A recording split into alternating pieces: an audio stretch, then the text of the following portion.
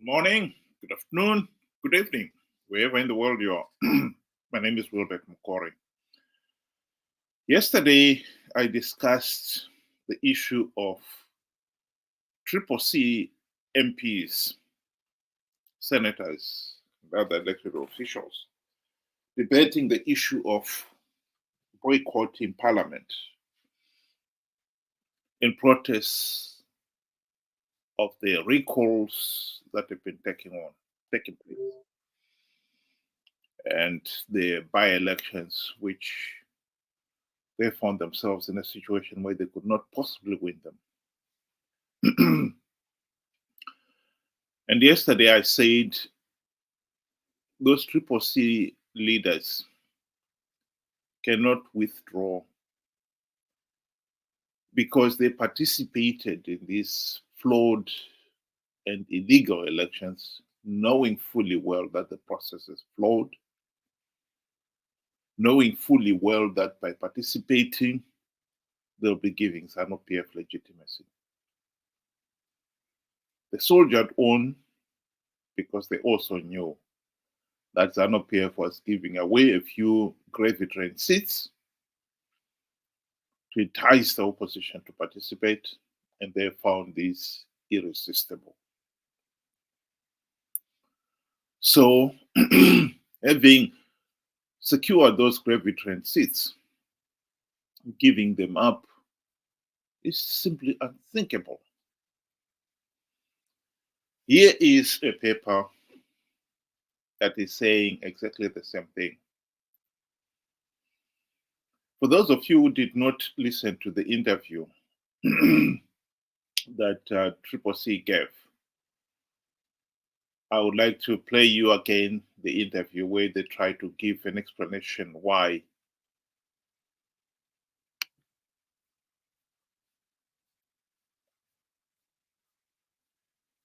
this is the spokesperson, Nkwana, speaking.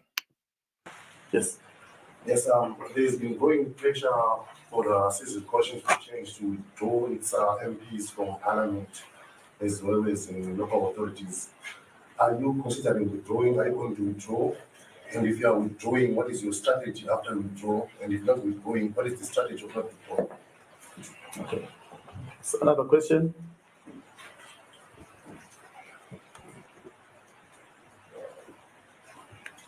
Okay. I think we stated in the statement that extensive consultations are underway in terms of our participation in Parliament. And as those consultations are underway, there are programs and processes that are going to be unveiled, which are going to complement or augment the parliamentary process. As you've already heard, we've got various sides of struggles. We are fighting in the courts. Yes, there are issues. People may talk about the compromise of the judiciary, but we feel that it's important to produce that body of evidence of the compromised state of our courts so that everybody can know, and to continue to pile pressure on the need for the necessary reforms to straighten up our institutions, including the judiciary, the Zimbabwe Election Commission, and others. The Parliament, the Citizens Coalition for Change, was voted into Parliament by citizens. We note the pressure coming from the public, particularly Twitter and others, on withdrawal, but it's a decision that needs the party to thoroughly apply itself. As we apply ourselves to that decision, we're going to consult with all the relevant stakeholders, including the voters who voted for these people. We are going to see quite a lot of activity in constituencies that were denied the opportunity to vote for candidates of their choice, for example. There are going to be activity. Well, we could go on and on about that one. The truth of the matter is, CCC, as its original party, MDC, were voted into power for the primary purpose of implementing the democratic reforms to ensure elections are free, fair, and credible. After 23 years, they failed to implement even one meaningful reform. Not even one. Because even when they had the golden opportunity to do so during the GNU, they were corrupted. Mugabe gave them the trappings of high office, and they forgot all about the reforms, completely forgot about all about the reforms. So this issue of saying we have got to keep on participating to compile the board of evidence to show that Zanu PF is rigging the elections is just a ridiculous argument. CCC had the opportunity to implement the reforms to stop Zanu PF rigging the elections. Ever since the GNU debacle, the option has been that they should not participate in a flawed process to give Zanu PF legitimacy. But they have persisted in participating. Indeed, Nelson Chamisa was the leader of the MDC alliance, the presidential candidate of the MDC alliance in the 2018 elections. And when people were asking him persistently, why are you participating in these elections without reforms, when you know Zanu PF rigged them? He said MDC alliance has got stringent measures to stop Zanu PF rigging the elections. In other words, they were determined, hell-bent on participating. Of course, when you was asked what are those stringent measures, he refused to say. And at the end of the election, he was the first one to say the elections were rigged, and completely forgot that he was the one who had said they had stringent measures to stop the rigging. The reason why he had to participate is that he knew that he could not get his party supporters to boycott the elections because, like I said, they were after the few gravy train seats Zanu PF was offering to entice the opposition to participate. Fast forward 2023, the same thing happened. MDC leaders were hell-bent on participating in these elections, even when they knew the process is flawed. Chamisa was claiming that he has plugged all the vote rigging holes. Even evoked God. God is in it, he said. Of course, we knew he had not plugged any vote rigging holes. Indeed, he could not even do the most basic thing, deploy election agencies at polling stations to stop Zanu PF rigging the elections, even when he had got the money to deploy the agencies. Greed has been the biggest problem here. And I said it again and again, but many people choose to ignore it or pretend this is not the case. It is the case. CCC leaders are dithering, pulling out because of greed. They want this is knowing that the process is flawed. They are in this government knowing fully well that Zanu PF rigged the elections. The AU, SADC, and even Zimbabwe's own Zimbabwe Human Rights Commission election observers have condemned the August elections as a farce. That did not stop CCC leaders taking up their gravity seats.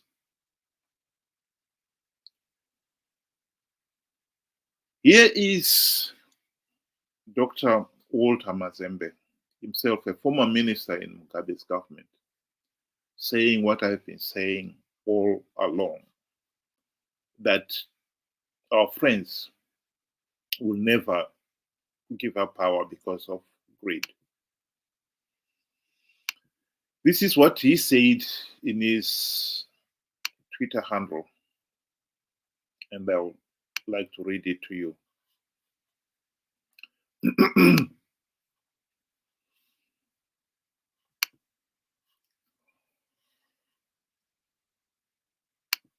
Hope you can read it for yourself there as well. Knowing the trappings of power, no matter how limited or minute it is, and how hazardous, maritally, psychologically, financially, and emotionally, to acquire that little power, prestige, and status. It's futile to ask the opposition, senators, MPs, and councillors to do a mass pullout, even when they are faced with further recalls. I'll be damned if they do. Zvakafanana nokungoti tuturu kumba uchiti ndasiya basa usina rimwe, he argued. Power is not relinquished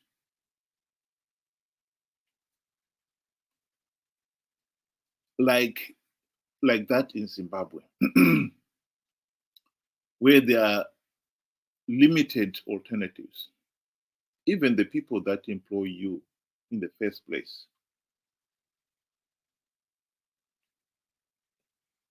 the voters are very unkind with representatives that give up seats. Whilst this suits Zanu PF to proceed with non-threatening token presence of the opposition, we also have to reach the Rubicon of principles where people resign en masse. So, demand other things from the opposition.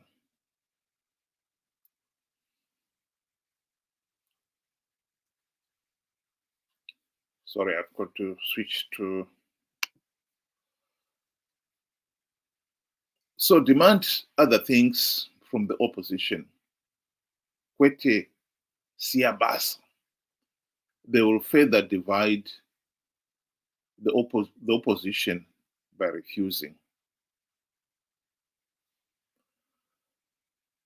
Advised Dr. Mzembi.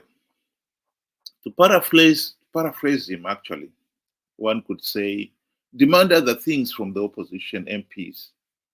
Do not demand that they must not be corrupt or do anything to risk their losing their gravity seat, like implementing the democratic reform.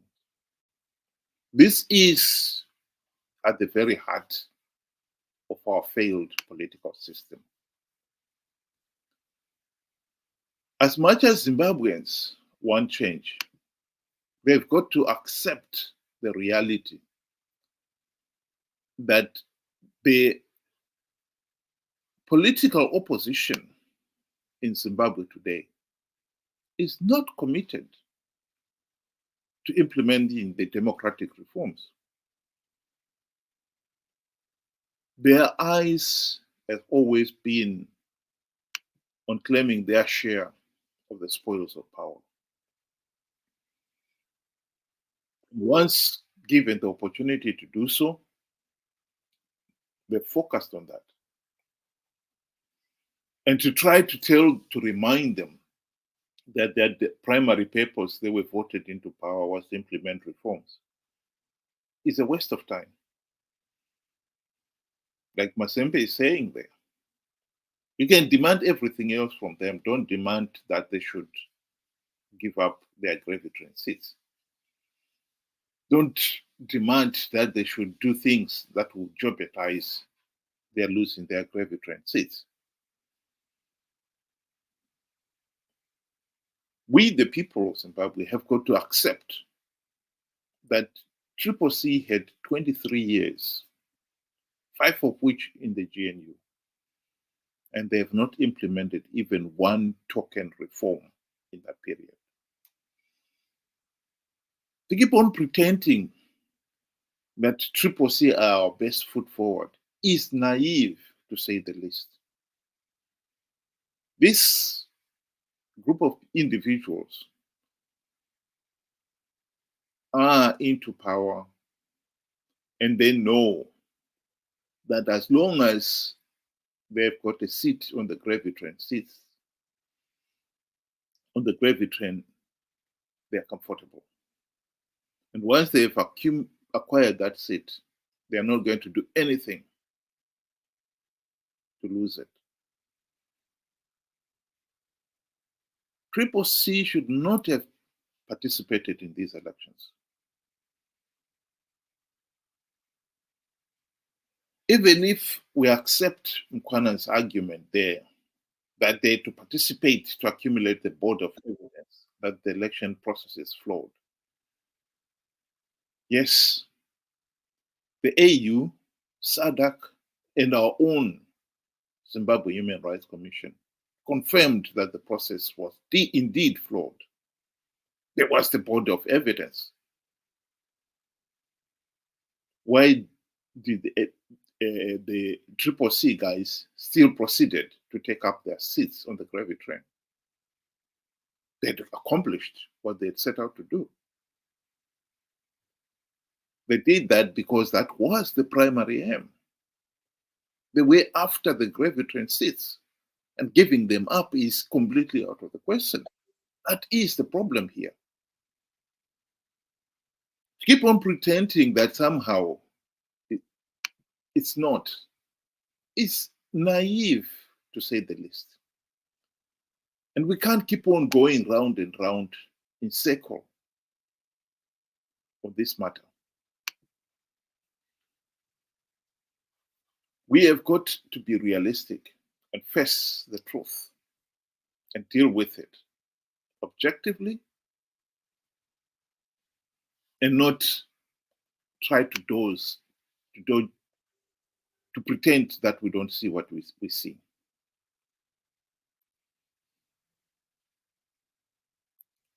CCC guys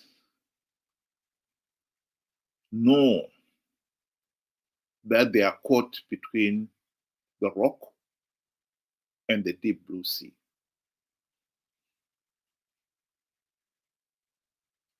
As much as they participated in these elections out of greed, they are now finding themselves in a situation where within CCC, let's be honest here, these recalls, yes, as much as Zanu PF is taking advantage of the recalls, there are an internal problem.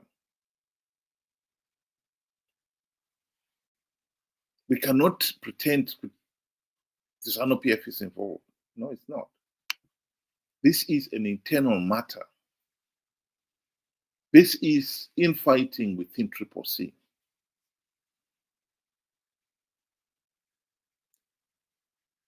Ever since Chamisa launched CCC January this year, he has not had a constitution. He has not had any structures. He has not had elected officials because he wanted to keep power to himself. There was nothing strategic or ambiguous about that position. Let's be honest.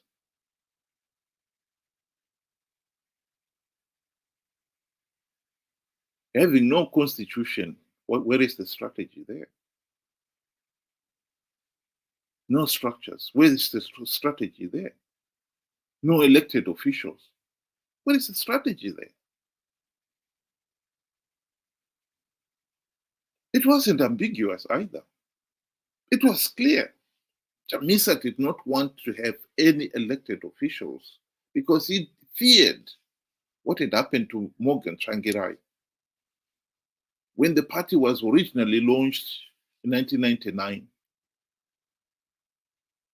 Professor Welshman Ngui was the Secretary General. And a few years later, he broke away to form his own party. Tendai Biti then became the Secretary General. He, in turn, a few years later, challenged Morgan Tsvangirai and ended up breaking away and forming his own party. Chamisa didn't want a repeat of that. So his solution was to keep everything. He was the president, and he will execute all the other duties of all the other party officials. And you will have nobody else elected in those party officials.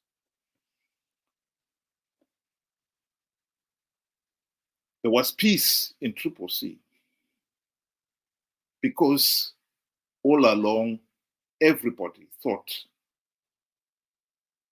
as long as at the end of the day come the election, I will get a seat on the gravy train, it's okay. But as we know, there are not enough seats to allocate everybody. So there were losers and winners. And the losers didn't like it. The recalls are being fueled by those who did not win elections in the last August elections. That is the truth. So what Chamisa had tried to stop, he only postponed it because immediately after the elections, those who had failed to get in started fighting back. The recall started.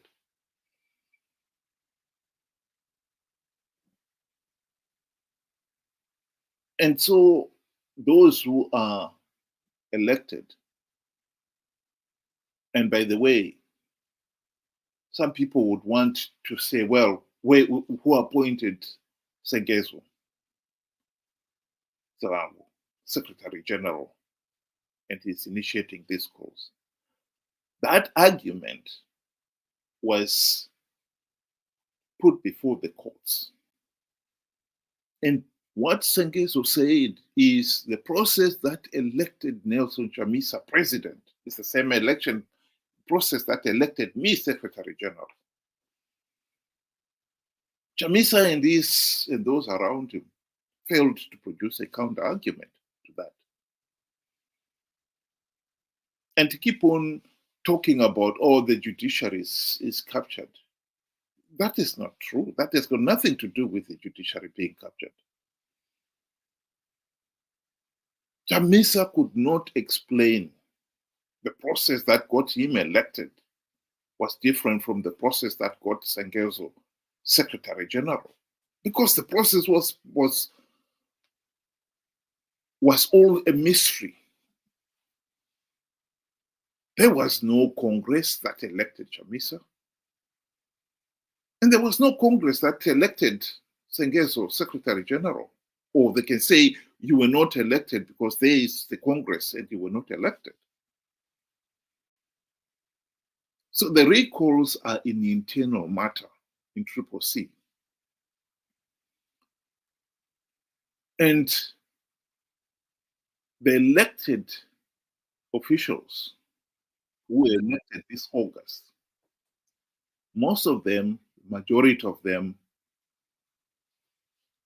were benefiting from Nelson Chamisa doing them a favor. So the Sengezo faction would not see them as faithful to that faction. And already Sengezo has recalled the first batch who were replaced in the recent election on the 9th of December, and they since recalled a second batch. And nominations for those recalled is scheduled to happen this coming Monday, the 18th of December. And many of those people are truly worried because they don't know whether they should resubmit their nomination under CCC name and risk having their names taken off the ballots, or they should submit their nomination as independent and hope for the best. For them to denounce Nelson Chamisa now and try to join Sengezo, many of them must know that probably the Sengezo faction would see them as opportunists and reject them. And so they are caught between a situation, as much as they would want to hang on to their gravy train seats, they know that is proving to be a bridge too far.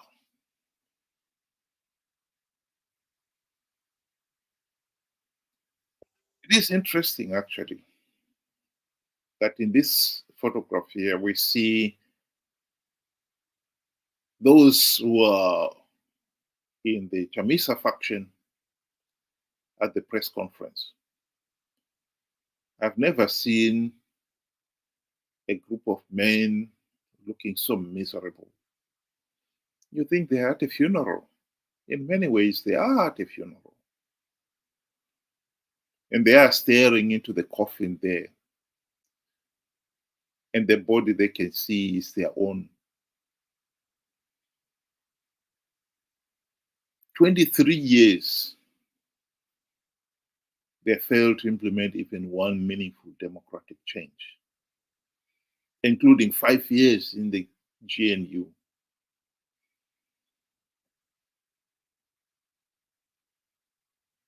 Because of greed.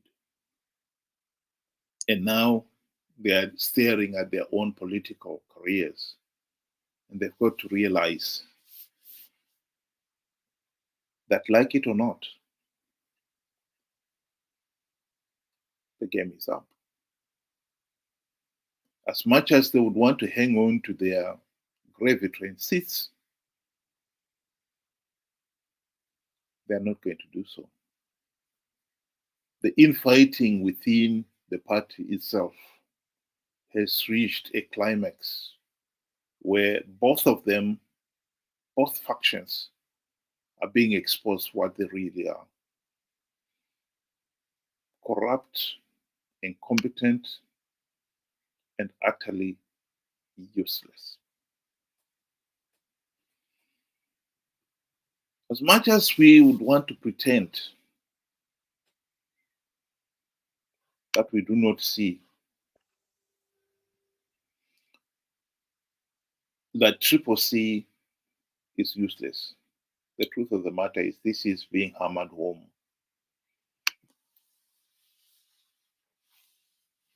all the time. There are some people who would want to argue that CCC is our best foot forward.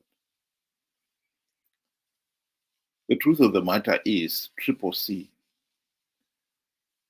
leaders all these last 23 years have done nothing, have not implemented even one meaningful reform because of greed.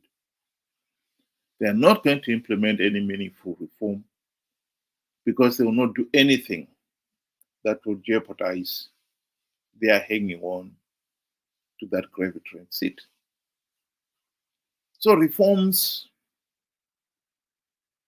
are completely out of the question. They'll pay lip service to reforms, but they'll never implement them. That is the truth. And I think Zimbabweans out there should wake up to that reality. And before I finish, I thought I'll just post this comment by one of the audience there. And he's saying here, let them all be recalled, useless, greedy MPs who can't unite because of greed. We voted them in, but now asking voters, who are you? Well, I think the Zimbabwean voter were incredibly naive, because for anyone to believe that CCC had plugged all the vote rigging holes is, to say the least, naive. How could you believe something so idiotic when you know that they failed to get ZAC to produce a verified voters roll? When you know the number of stories of people being frog marched to attend Zanu PF rallies, when you know the criminal waste of resources, bribing officials at various levels, from the chiefs with these twin cab trucks, church leaders, vehicles for them, right up to the judges who were getting 400,000 US dollars housing loan. In a country that is struggling to pay teachers and nurses a living wage, where are we getting all that money? And for people to keep on believing that CCC was going to change anything, had plugged all the vote rigging holes, and therefore then they should also participate in the elections, when they've been warned that when you participate, you're also giving Zanu PF legitimacy, and would not listen. I think that is one of the problems we have. We've got an incredibly naive electorate. And as long as we have got an incredibly naive electorate, I think we will always have a corrupt, incompetent opposition, because they can always tell the electorate and they'll believe anything. Right now, CCC have been exposed as no more than junior partners to Zanu PF. And this chaotic political situation in the country is because of their greed. That is the reality. And right now, CCC are totally helpless to stop the carnage that is taking place among themselves. The two factions are at each other's throat now. There is no turning back.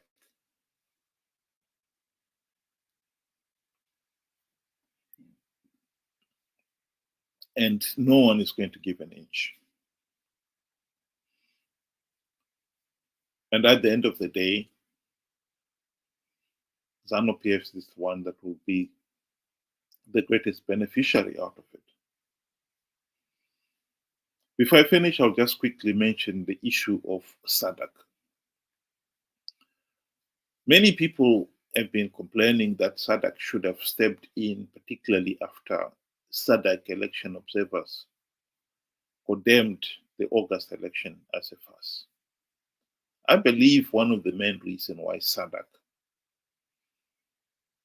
has hesitated being involved in Zimbabwe's political chaos is because they know that the MDC opposition is corrupt and breathtakingly incompetent, particularly after the last GNU. SADC leaders must be saying to themselves when they look at what is happening in CCC right now, just as well we hesitated and did not step into the breach in Zimbabwe. Can you imagine if they had stepped in and set up a GNU only to find themselves in the situation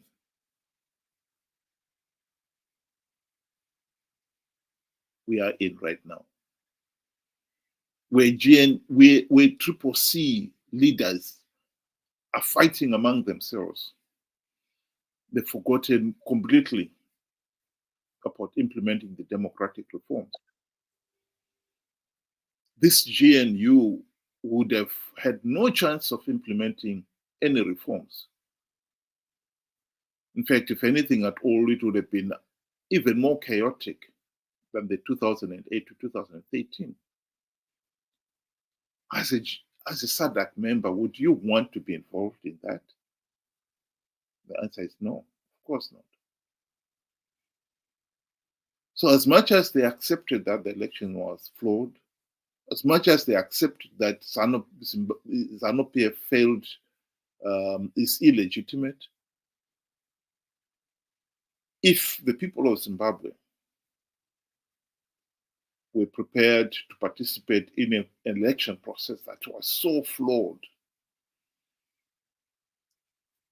and the people themselves were willing to accept that CCC would win big because it has plugged all the vote rigging holes, when everybody can see that is a lie, well, I think the people of Zimbabwe, if they want the world to believe that we are ready for democratic change, we've got to do a lot better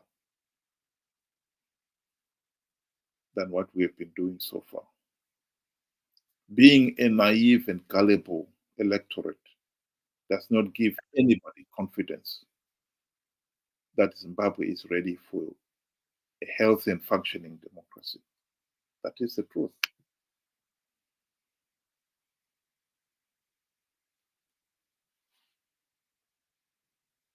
Meanwhile, our friends there, I think they are looking miserable enough, and for good reason. I think CCC have pushed the self-destruct button, and it's working.